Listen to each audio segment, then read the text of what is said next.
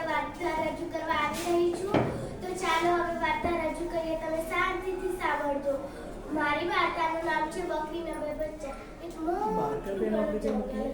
એ જંગલમાં એક બકરી અને તેના બે બચ્ચા રહેતા હતા. એક નાનકડું ઘર હતું. તે ઘરમાં એ રહેતા હતા.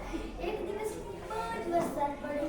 સવારથી સાંજ થઈ ગઈ. બકરીના બચ્ચા કહે, મામા અમને ભૂખ લાગી છે, ખાવાનું આપ. બકરી તો કહે, ખાવાનું તો કાંઈ નથી. બકરી લોટ મૂકીને અગાર દઈ અને ઘાસ ઉપાડી અને તેના પીઠ પર બાંધી અને આવવા માંડી. એટલામાં બહુ જ વરસાદ પડતો હતો. એક ઝાડ નીચે, એક મોટા ઝાડ નીચે ઊભી રહી.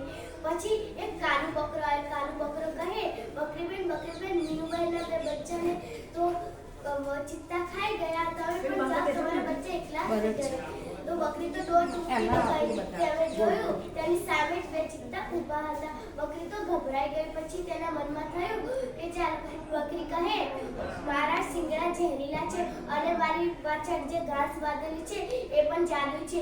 જો તમે મને ખાઈ જશો તો તમે મરી જશો. બકરી પછી ચિત્તા તો દોટ મૂકીને જતા રહ્યા અને બકરી તેના ઘરે ગઈ. પછી બકરી તેના બચ્ચાને ખાવાનું આપે. આ વાર્તા પરથી આપણને એ બોધ મળે છે કે આપણે બુદ્ધિનો ઉપયોગ કરવો જોઈએ.